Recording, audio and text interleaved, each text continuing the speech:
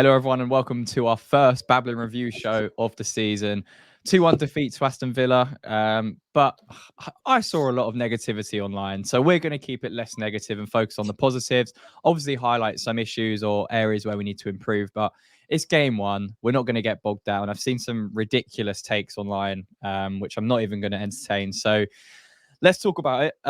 First of all, the lineups. Was there any surprises that the likes of Wan-Bissaka, Todibo, Fulkrug, Somerville didn't make a start? And the only two new ones or two changes from the old guard were Guido Rodriguez, that was kind of enforced, and Max Kilman at the back, who's had pretty much a full season with West Ham.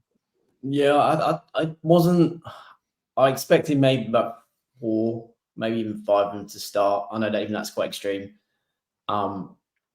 Because Todibo had a full week, Fulkrug had about a week and a half, so I kind of presumed they might play. Wan-Bissaka wasn't surprised about. He'd only been really with the club for 2 days, really, like in terms of training, so it wasn't really a surprise. And just coming off of that concussion that he had for United, I'm kind of not surprised we didn't play him. But bearing in mind all the players we signed, I think when anyone saw that, they've been very honest and not being disrespectful, was just maybe a little bit underwhelmed by the 11 because of the players that we'd signed. However, I also looked at it as this is a team he's had more time with, and these are the players he's had more time with. And had it not been for Alvarez being injured, he probably would have played over Guido and probably would have only really seen one player. So I think it's more the fact that the team that he picked to start, whilst I would say I think it was not the right team to start with, it made sense to Lopetegui because that is a team he had more time to kind of mould and to work with, and other players that only just come in. So maybe it was felt that the players that been with West Ham for longer deserved to start because they had a greater connection in terms of how to play as a unit. Yeah. So went with the unit over maybe what he perceives as his ultimate kind of first 11. Yeah. What about you, Slough? Did you think there should have been any more changes to that starting 11, or do you think you have to integrate slowly because a lot of these new signings happened within the last week? Well, I think it was quite surprising that Souček started. Like, I think we've heard about how much he doesn't suit Lopetegui's playing style, and I was quite surprised that he started over someone like James Ward-Prowse, like who apparently fits it more. But I think, look, I'm not going to read too much into the new signings not coming in because we know that managers they expect players to get up to their mark of fitness, and I think that as much as Wan-Bissaka was playing for Manchester United and was involved in their warm-up games, I think you can't read too much into that because it is pre-season. So I think it was an interesting one. I think maybe you could say that Lopetegui was giving players a chance to claim their positions, and particularly the likes of Souček and Mavropanos. I think they very mixed in how they took those chances. I think it's fair to say. Yeah. Well, it was good high spirits for 4 minutes before we conceded our first goal, and lo and behold, another set piece. So let's go through it step by step. What happened with Onana's opener after 4 minutes? Mike, talk me through what happened from the corner. I think you're on mute. Just out of yeah, there you go. So you can see you got Onana and Antonio's one who's marking him. So we've gone for in 6-yard area, basically a zonal marking system, and then we've kind of gone man for man in the penalty box. So because when you go man for man, if that man beats you, you are responsible for the goal. There is no ifs, buts, maybes. You are responsible. So Antonio is responsible for Onana in this sequence, right? So if we go on to the next one, what Villa do is very smart movement. They had Pau Torres and Bailey were both behind Souček at the front post and Mavropanos. So arguably two of our best kind of headers of the ball who are protecting that front post. Also, there was a movement as well. I think it was Rogers who then moves out Souček as well. So Soufal. So he creates that additional space in which Pau Torres can jump into, which draws Souček further away from where the ball is intended to be put. And then the movement of Bailey naturally attracts Mavropanos. I heard people say Mavropanos lost the flight of the ball. Absolute nonsense. He didn't lose the flight of the ball. He had to follow Bailey, otherwise Bailey is going to be completely unmarked. So he had to move forward. So it's a really simple movement, but 3 players shifted West Ham players out of an area where they intended to deliver the ball. And if you also look to the right, you can see between the 3 West Ham players by the penalty box, there's Antonio, who, rather than trying to go stride for Onana, he just tries to stand there and bear hug him off and try to block. It is completely ineffective. And what ends up happening is Onana essentially sidesteps him. You can see here better as well, where you can see you've got 2 players actually on Souček for Villa. I know it's a bit blurry, one behind, but there are 2 players on Souček. And then you've got Bailey, who's just ran around the blind side of Mavropanos, which again draws Mavropanos out. So again, this nonsense that he lost flight of the ball, it is just that. It's nonsense. He had to follow this man.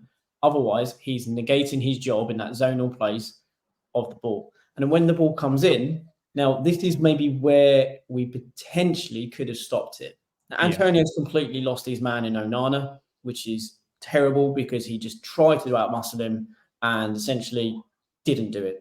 Wasn't strong enough. And then Onana had the run on him and he couldn't get back. And essentially, actually, didn't even sprint to try and get back in position.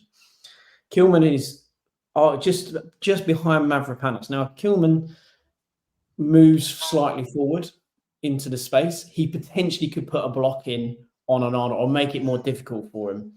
However, Kilman kind of stays in his position to zonally mark his place. And as a result, I think he's been told to do that, Mike. Because I saw a lot online about Kilman standing still.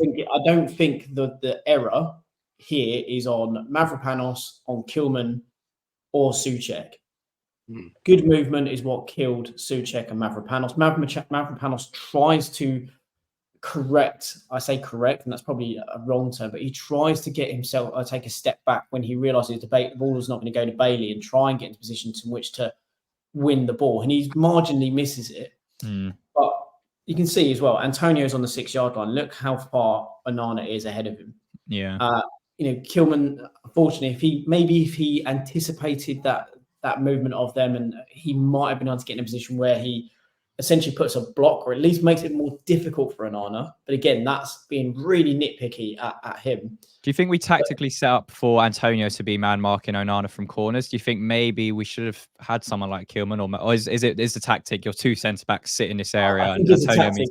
This video is sponsored by Emotive. Emotive provide cutting-edge digital services, solutions, and training to companies and businesses of all sizes. Emotive have worked with some fantastic brands in the past, as you can see behind me, the likes of Apple, Google, Tesco, and of course, Babbling Irons. Emotive offer 4 key services, the first being digital solutions, the second being professional training and coaching, the third being fractional experts, and the fourth being AI readiness. We're going to be working with Emotive on our channel to improve how we showcase the data to you guys in our breakdown videos and data analysis videos. If you want to find out more information about how Emotive can work with you, make sure to scan the QR code now, which will take you to emotivetouch.com, where you can find out more details about the company, and the link will be in the description. A massive thank you to Emotive once again for sponsoring this video, and let's get back to it. We put our strongest headers of the ball in that middle piece in there. So we had Kilman, we had Souček, we had Mavropanos all defending that 6-yard area. So we had our 3 strongest defenders, essentially aerial defenders,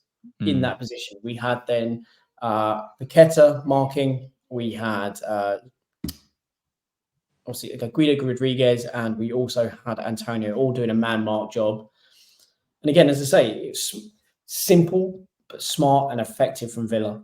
One essential routine moved 3 of our players out of that near post area in Soufal, Souček, and Mavropanos.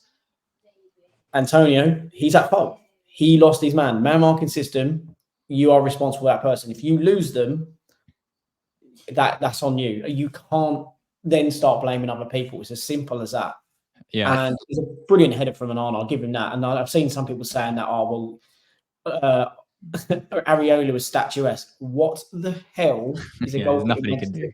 I mean, there is a caveat to that. I think he should easily be coming to claim that. Like that is it's close to him. It's not like it's in the corridor of uncertainty. He's put that, like, Areola could take 2 steps, put his hands up, and he's already challenging Onana for it. It's really poor goalkeeping, in my opinion. Like, I get that he's told, like, or he's thinking, oh, my markers are going to be there. But if you're watching the ball and you can see Onana coming for it, or even if the ball is close to you, just go and claim it. We're going to counter that though. When Areola last did that, what happened? He got a fat lip. Said he fouled a player and gave away a penalty. But this is the point. I think that level of uncertainty is in goalkeepers where he could, like you say, he probably could have come out and maybe claimed or come out of a punch. But the last time he did that and claimed it fairly, not only did he get a busted lip, he got a penalty given against him. And it was. I don't know. I think that's a bit of a scapegoat in the fact that I get it, and I get it can create a bit of cloud of judgment, but that's not good enough. If you're worrying about that from a set piece as a goalkeeper, that's not good enough. Like you have to be committed into thinking, I'm going to come for this, I'm going to claim it. And if you're not, then you're not fit to be at the highest level. And that's not me saying Areola's not very good. It's just those are the sort of things that you need to be good at as a keeper. And even if it's a punch and he gets it away, yeah, fair enough. If it's a crap punch, that's a different matter altogether. But the fact that he doesn't come for it, and Onana hasn't delivered a bullet header from the edge of the area or on the penalty spot. He's delivered a bullet header from 5 yards. It's very, very stoppable, in my opinion, but it's not Areola's fault that he's gotten there. That's completely on Antonio. And I think that, while I'm saying Areola should do better, it does also sit pretty much solely on one person who he's been let down by his defense. Abysmal. Yes. Well, what did we make of the reaction after going 1-0 down? Because to be honest, for me, and before we'll get on to the equaliser from the penalty spot in a minute, but that kind of next half an hour of play that followed the goal, it was, it seemed a little bit lethargic, and it just seemed a little bit, we saw a lot of glimpses of what we saw last season with, a very uncoordinated defence. Villa getting in way too easy, mistakes at the back. Bailey definitely should have scored. I think it was Bailey when he went round Areola and hit the post. There was a couple of other opportunities that Villa had as well to be honest, to put the game out of sight. I think before we got the equaliser, they should have been 2 or 3-0 up. And I thought they were comfortably controlling how we were playing as well. We didn't really fret. But is there anything in that for you guys in terms of how we approach that next half an hour under Lopetegui, or is it, again, it's very early days to call what we wanted to do there? It's too early to tell. Like, let's be totally honest with it. It's the first game of the season, and not everyone is 100% match fit. Is that an excuse though? Because Villa are in the same situation. Like Watkins hadn't played. It's based on. Sorry, Koslav. It's an excuse in the fact that we've had a massive change to the system, and the demands, the expectations of the manager fitness wise are going to be different to Moyes. And we all know how Moyes apparently likes to have the fitness levels really high. We've heard that from Lopetegui as well. But I think that when you're looking at a mass influx of players, it's always going to affect how people are playing in the first few games, just because everyone's got to get to that mark, and it's slightly different for individual players. Where were the issues for you guys mainly coming from? Because for me, it was glaringly obvious that midfield was just getting outrun. I think Rodgers for them was carrying the ball really well. Onana as well had a fantastic first half and was just taking on our midfield way too easily, and we were just so open. And then again, just having the composure on the ball to play through Villa, which I think we didn't have. I think Souček was put in there to try and combat Onana, and I think he completely capitulated at every hurdle pretty much with him. I think I was just going to say, I think the problem was that there were hangovers from Moyes, I would say, in the way that we defended. Far too much space, far too much respect given, the ball being lost and people jogging. And the reason why I would say it was a hangover was if you then watched Lopetegui's reaction that tells you that what they were doing was not what he asked. Yeah. To say he was furious is an understatement. He was prowling like a caged animal, that's technical area, and bellowing, screaming in sheer frustration. Like, if he didn't have grey hairs for the game, I think he managed to manifest some during it, because he definitely will after managing West Ham. Let's be honest. But that's the thing. That's why I want to say that what we saw wasn't necessarily what the manager expected nor wanted from his team in terms of how we pressed. Mm-hmm. And when that finally seemed to feed into the players, which was after that 30-minute mark, where we could have been out of it, when they finally started to realise and actually maybe take on board that actually we're not doing it, we started to snap into a few tackles. We started to step up higher. We started to be a bit more aggressive. One of their players would go on the floor because, quite frankly, they were feigning as much as they could at times injury to break up the play. And the ref was frustrating because at times he would ignore it and allow it to play on, and would actually go, "You're clearly not injured. Get up," because you're flying into tackles as well. And then other times you call it back for the faintest and lightest touches. But once they started to do that, Villa not only stepped off, but also Villa then had less control of the ball. They had less time. And that's why I would say that 30 minutes was the team going back to type of we'll just sit in, we'll hang in there, and then we'll do it. But we had a manager then that was just telling them need to step up, they need to do more, need to be more aggressive. Yeah. As you said, more passion in how we play. And I think after that period where they started to do a bit more of that, we started to see a bit more in our play. But again, we were massively overrunning midfield because, one, we couldn't hold possession. You know, unless Paqueta got the ball, unless Paqueta could get it to Kudus, or we could get it to Kudus, we really, when we got on the ball, people didn't really have an idea. And I'll give Rodriguez, a bit of slack because it's his first proper game in the Premier League. Hasn't really had a pre-season, and I felt he grew into the game as it went on. But that first 30 minutes to 45 minutes, yes, he did struggle at times because completely different league, completely different players, and that midfield was just not working. And to Sloth's point, Souček was most likely in there to stop Onana, couldn't get near him. Mm-hmm. And again, gave far too much respect, far too much space. Emerson was probably pushing up too high at times, which was leaving Kilman completely isolated. That's why all their chances came down that left side. And I know that's what some people probably use that as the reason to say, well, Kilman's overpriced, he was terrible. It wasn't terrible. They absolutely targeted that space. As they looked to target Soufal, they absolutely and utterly isolated Soufal by putting McGinn on the left wing and telling McGinn, play inside. You play inside, and he will follow you in. He followed McGinn and stayed inside so often that it meant that Digne had so much space on that left side because they put him essentially on the touchline. So they would consistently play into that space. What about the we got past the half an hour mark. We managed to hold on, put it in nicely.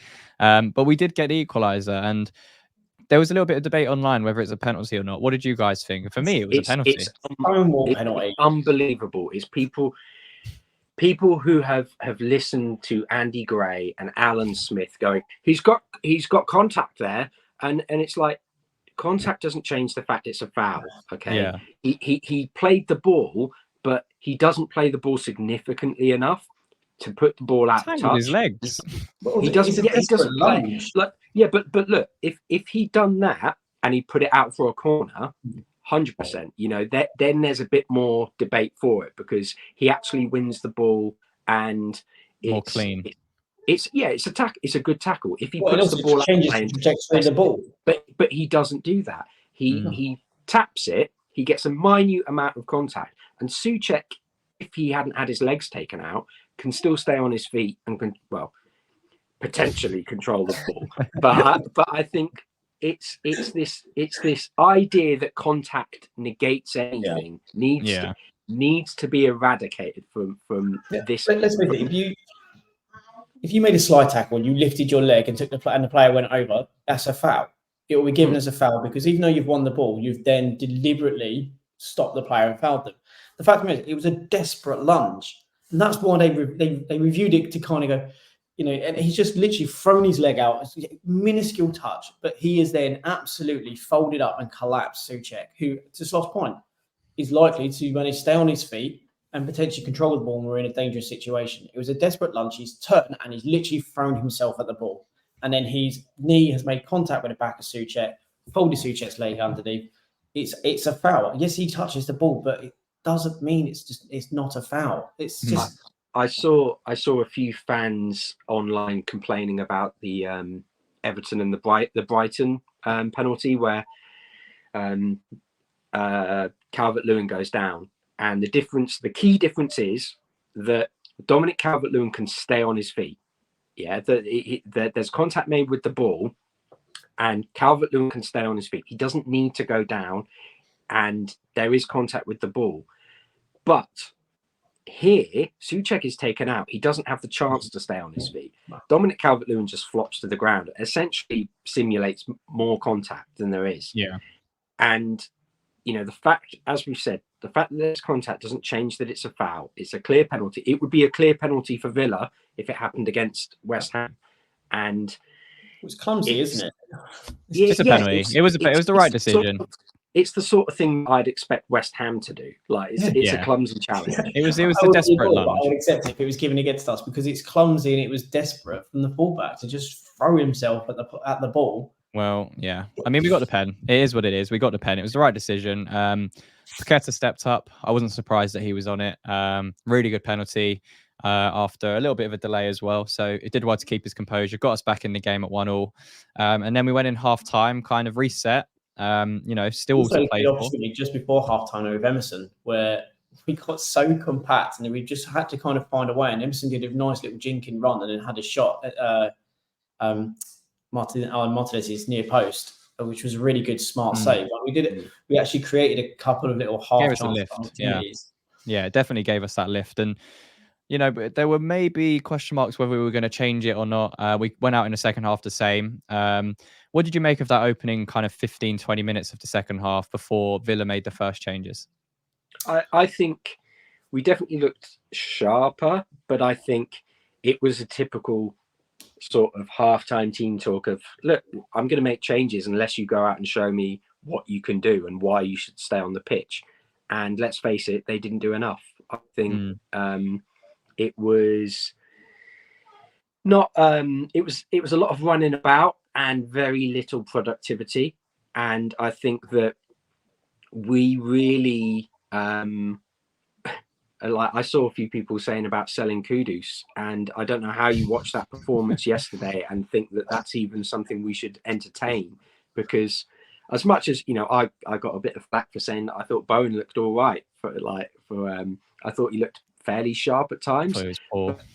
But I think he was covering not Sue poor, Fowl. just not involved. Yeah, I think he was just covering Sue Fowl and had to keep coming back to do so. He was playing right back most of the game.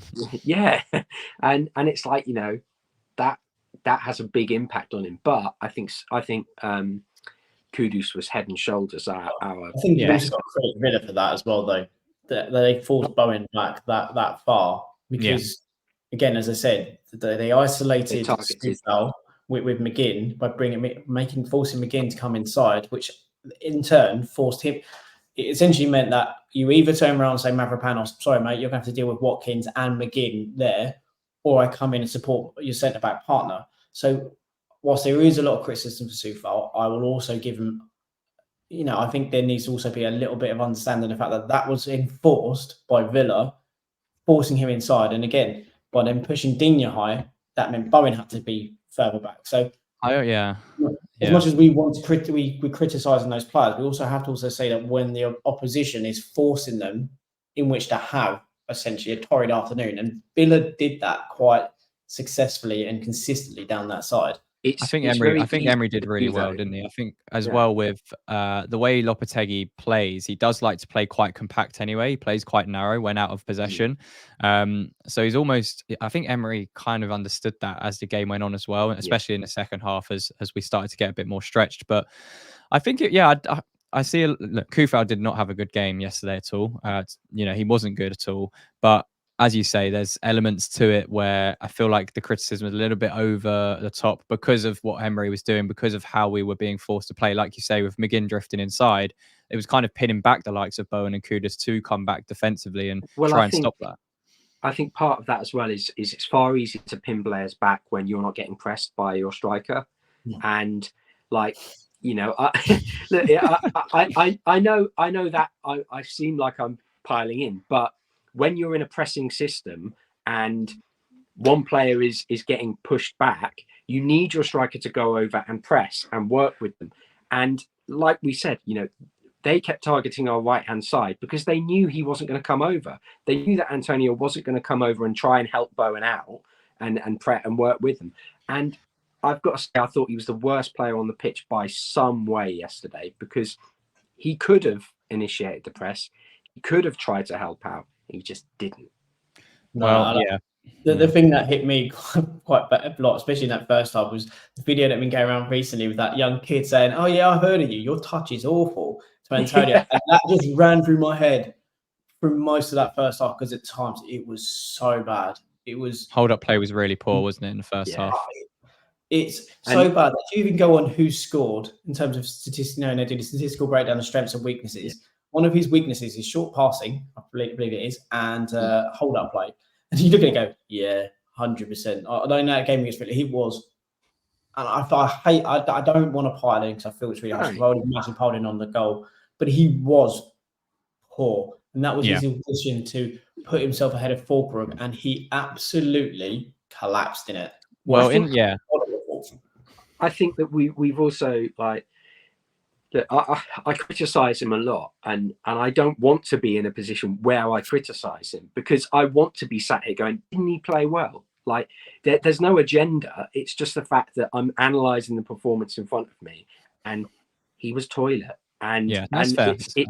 It's very it creates that knock-on effect, because when you're 2-1 down and you've got not tired players, but players around you who are trying to impress themselves because they've been subbed on, and then Fulcrum comes on, and some of our key creative players have gone off, but also you've then got, say, a change in the intensity. It really affects how the player coming on is perceived.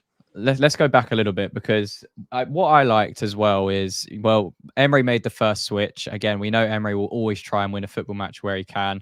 And he brought on Ramsey, and he brought on obviously Duran, that we knew was gonna happen for Watkins and McGinn. So again, it was two not defensive changes at all. He was trying to influence the game to win it. Again, Duran had a massive chance as well, just like 3 or 4 minutes after coming on, and should have scored when he went through. And then we made our subs as well around the 70th minute mark. And again, what I liked is he wasn't afraid to make changes of players who would definitely not have been subbed off last season, because even the likes of, as we said, Bowen was not really involved in the game, and it was clear that Kudus was having a much bigger impact on the game than Bowen. So he thought, right, I want to get Somerville into this game. I'm going to bring off Bowen, move Kudus out onto the right-hand side, and get Somerville involved. Okay, Antonio's spent. Let's bring on Fulcrum. Matty Cash's arse must have massively unclenched when he saw Kudus just walking over to the right-hand side, because he had him in knots for the entire game. The moment he saw that he didn't have to defend against him, he must have been thinking, thank you, Jesus. Thank you, Christ. And again, a massive positive from Emery, again, showing his managerial class. As soon as Kudus went onto that right-hand side, he took Digne off and brought on Maatsen for a fresh pair of legs to deal with it, because he knew Digne last 15. He was on the yellow card, wasn't he? Was Digne on the yellow? I think he was, yeah. So exactly, it's just intelligent management. And again, the only one I slightly disagreed with was taking Paqueta off for Ward-Prowse, just because I knew a lot of our creativity was coming through, or forced, like a lot of what we were trying to do was coming, everything was playing through Paqueta in the middle. We didn't really have another creative. Just flat without him in that middle. I understand it, because obviously if you're going to bring on Ward-Prowse, it's more of a similar replacement to take off Paqueta than it is, say, Souček from a defensive perspective. So I understood it. He was on a yellow card as well. He'd made a couple of silly tackles in the second half, so he was walking the tightrope a little bit, but look, it is what it is. We didn't really have the replacement, but I thought the subs were positive. Obviously, Fulcrum came on. slightly disappointed with his performance, but we'll get into that in a minute. Because the inevitable John Duran goal came, I think, a few minutes after we made our subs. And to be honest, we're going to analyze it now. From my perspective, it was actually a really nice Aston Villa goal. But Mike, talk me through the goal. Yeah, so Duran actually starts this move, by the way. He starts this by dropping deep. But this is what Villa did the entire game. So they had their back four inverted to a back three. So Matty Cash would come inside. They had two in the middle of the park that would sit essentially behind our first line of the press. And then they would have a line of five. So you can see on the far right-hand side of the picture, you've got Philigen. You've then also got Duran, who's on Kuhlman's blind side. You've got Rodgers playing in the pocket. You then have Ramsey, obviously then coming inside. So did exactly what McGinn did, drops inside to then ensure that we stayed very compact and very tight. And then it meant, obviously, with whoever was on the right-hand side, if they didn't drop back, there was plenty of space. So obviously Maatsen had incredible space. He's pointing to where he wants Pau Torres to get that. So as Torres is receiving the ball, Maatsen is already looking at that space and pointing. If you look where Kuhlman is, Kuhlman's only got eyes on Rodgers. So at this point, Emerson has to be telling Kuhlman, drop back, telling him to come over, letting him know that Duran's on his shoulder. So he's then looking over his shoulder as well to see where he is. But there's clearly none of that communication happening, because when you see what happens as it moves on, Duran is always in his blind side. Again, the defensive line is slow to react. It's sort of a bit all over the place. But again, I'd say that, you know, as a West Ham fan, I would say it's all over the place. But also, I'm going to look at this from an analytical point of view. Villa do incredibly well. Yeah. Maatsen spots the space. He gets himself in there. Soufal then has to come over because Kudus wasn't in a position in which to challenge Maatsen. So Soufal has to come over into that piece, which then creates a big pocket. And Mavropanos wasn't quick enough to see the run of Ramsey or the space that is developing. Had he been a bit sharper, he would have been able to be in a position to essentially hold up Ramsey, but he wasn't. And again, all three subs win this game for Villa. Yeah. So Maatsen smartly takes one touch to put it in to the space, which was vacated by Soufal and Mavropanos can get to. Ramsey then has two players on the edge, essentially on the edge. He has Duran on the basically penalty spot, and he has Rodgers on the very edge. Duran, again, the whole entire time manages to stay in that blind side of Kuhlman. And he just runs off the back of him. As soon as Kuhlman was able to realise where he is, Duran's got himself in a perfect space. And the pass to him, absolutely spot on. All he had to do was just get his body right, just hit it low and hard. And it's hit low, hard. It gives no time really for Areola to react. If Areola saves it, it's a great save. If he doesn't, again, it's a great goal. It's the simple fact that it's hit so quickly, doesn't take a touch, hits it first time with power. Kuhlman's not in a position in which to get a block in. And again, I would say that's poor communication, not letting him know where his man is. So he's not essentially putting his arm out to feel for where he is. Because otherwise, if he's aware that Duran's there, he's going to be then looking over his shoulder more. He's going to be putting his arm out in which to try and feel for him and to try and stop him. But because he's, I would say, clearly didn't have any of that communication from Emerson, that's one of those reasons why it happened. There are multiple defensive problems in there, such as we didn't press on Pau Torres. Soufal has come inside far too much. So he should be bellowing at Kudus to drop and come further over to the right for Maatsen. Yeah. But again, that's clear that communication is also not happening. But we also have to say this is a quick move from Villa. So maybe that if we want to give them some slack as a defence, it maybe wasn't the time in which for them to communicate those things quickly enough. However, I do think the players needed to be a bit more switched on. It's a fantastic move from Villa, very well executed, done with pace. But this was something they were doing for a lot of times in the game. And if you're not learning, not being aware that their left back is going to be pushed up high and wide as a right winger, and you're not putting yourself in a position where you are potentially able to engage because you're sitting too deep and too narrow, then you're asking for problems, and the right back's asking for problems for maybe not positioning themselves away from a man marking situation, so they can go out to the right hand side if they need to. They can then drop back in if the ball gets then played, say, into Ramsey. Is there any way we can look at this? If we look at this first clip, is there anything here that suggests that Kudus maybe should be doing a little bit better defensively to help out, or is that being a little bit too? Because we saw it in the first half, Bowen was often being in this space, and Kufal was staying tucked in to kind of stay with Digne, but Matson kind of just drifts off. You can see our midfield configuration, right? You can see in that picture. If you go back to that image, you can see Guido's there dropping in to get near Rodgers, right? You can see Paqueta's sitting in the middle. You can see where Soufal is. Souček, and then you've got Kudus. Now, arguably speaking, Mavropanos could be telling to Soufal, I'll push out, asking, say, Souček to drop in more, just to cover and get in front of Ramsey, and then asking Soufal to move wider out to Matson, because then it doesn't then allow that space in behind.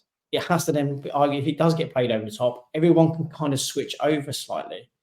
You know, do you think Guido Rodriguez there? He's not in the best position here because of the space between. I think the problem is that there was a phase of play before that. This was just as they essentially they initiated the attack or initiated the movement that created the goal. I think it's a really good goal. I think actually in the sequence, Guido initially comes over to Duran, and actually comes over to the left hand side. Our left, not Villa's left, our left-hand side, in which to pressure Duran before he plays it back to the defence. And then he's moving back over into position. So that's why Paqueta is sitting in the middle. Sorry, it's number 8, wasn't it? So it's not Paqueta. Ward-Prowse, sitting in the middle of that three. So again, why is not the centre midfielder maybe sitting a little bit deeper and sitting maybe towards Rodgers, which allows the defence to shift over slightly? Why is not Souček maybe not dropping in a bit tighter to allow Soufal to come over? Again, I just think there are communication issues in there which could have potentially made it more difficult for Villa. But I'm also going to state that I don't think there's any one particular person's fault. I think it's a collective failing of the defence. But also, you've got to give credit where credit is due. It's a very smart and incisive move from Villa, and that's what they did. We didn't do it enough. When we got in those positions, we couldn't find that pass. We didn't necessarily get the players forward enough and into those positions which to do that. And when we did create those opportunities, we weren't clinical.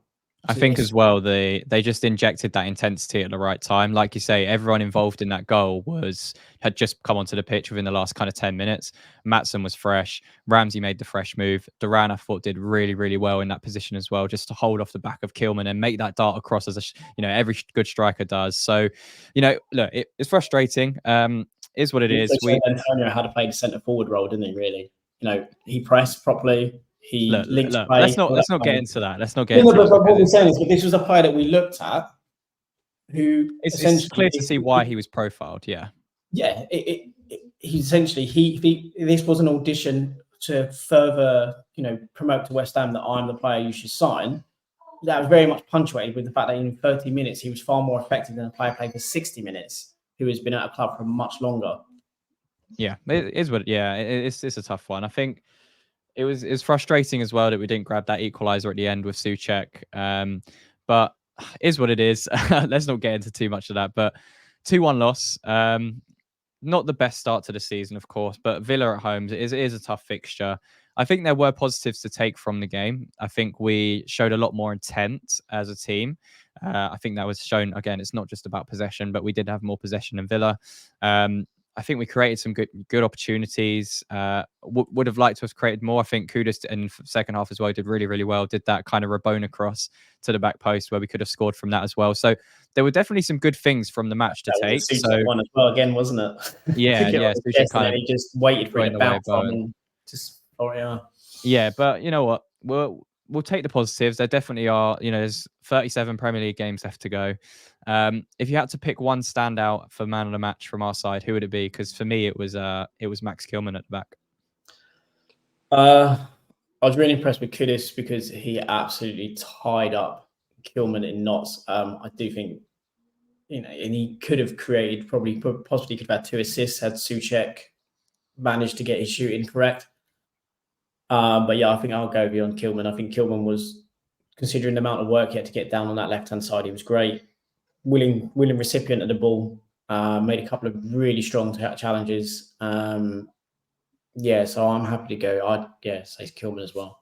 Slough? I'm going to buck the trend. I'm going to say Kudus, because I think that he was very much the conduit for the positive things we did. I think Kilman was a very close second for me, but I think when you look at how we want to play, he was a great example of that. And had, as Mike said, players been a bit sharper and a bit more on the ball with their finishing, I think we maybe come away with a point. And I think now we've got to look at that performance and say, you know, Kudus has laid down a marker and you guys have got to try and reach that. Yeah, no, I completely agree. And, you know, it does add a little bit more pressure now onto the Crystal Palace game next week, because, you know, you want to get that first point or first 3 points on the board as early as possible, especially as a new manager. But look, we could see from Lopetegui's reaction, he knows that is not the standard of what he's expecting at this football club. There's a lot of work still to do. I really liked his post-match press conference as well with the media team. He just does not shy away from any of these questions. There's no excuses with Lopetegui as well. So, yeah, I think it's refreshing. To that point, I how brilliant was it to actually shut that down? It's like, I'm not going to allow you to give me an excuse. Like, I don't care if I only had these players for less than Emery. I have a standard. We didn't meet a standard. Don't try and palm it off. I think that was really refreshing. And I did really enjoy, like, just my dad and I were watching Lopetegui on the touchline. As you said, he was literally prowling up and down it. And I think for all the sort of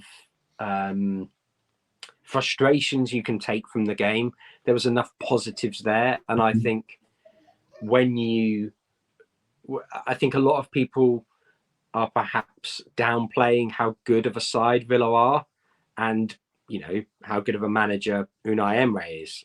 And when you factor that in, I think a 2-1 where we could have easily scored 3 goals, you know, it's not the worst performance, and there's definitely enough there to be positive for in the coming weeks. Yeah, we've also got players to come in. You know, Todibo will come into that back line. Wan-Bissaka will likely come in. You've got Fulkirk to be integrated. Some of you only got a few minutes, but looked sharp. So there's positives. There's a lot to go off, and there's still what, 13, 14 days left of the transfer window. It's not out the realms of possibility that we see 1 or 2 transfers made before the end of this transfer window happens. So, look, we'll take the positives. Fair play to Villa. I think they probably deserved it, to be honest, off the balance of play. We almost nicked it, and I think the reaction online, if Souček had scored that in the 90th minute, would have been completely different. There would have been any negativity. It would have been, what a point against a Champions League team, and the narrative would be completely different. So it is margins, but, you know, there's enough positives. We know where the work is. Lopetegui knows exactly where the work is. So I'm sure after, you know, in a couple months' time, we'll be sat here seeing a lot more stability and a lot more identity about how Lopetegui wants to play at West Ham. But if you enjoyed the breakdown, make sure to leave a like on the video. Let us know your thoughts on the match down below in the comments if you went or if you watched at home. And yeah, subscribe to the channel if you're new. And lads, until the next one. Come on, you Irons.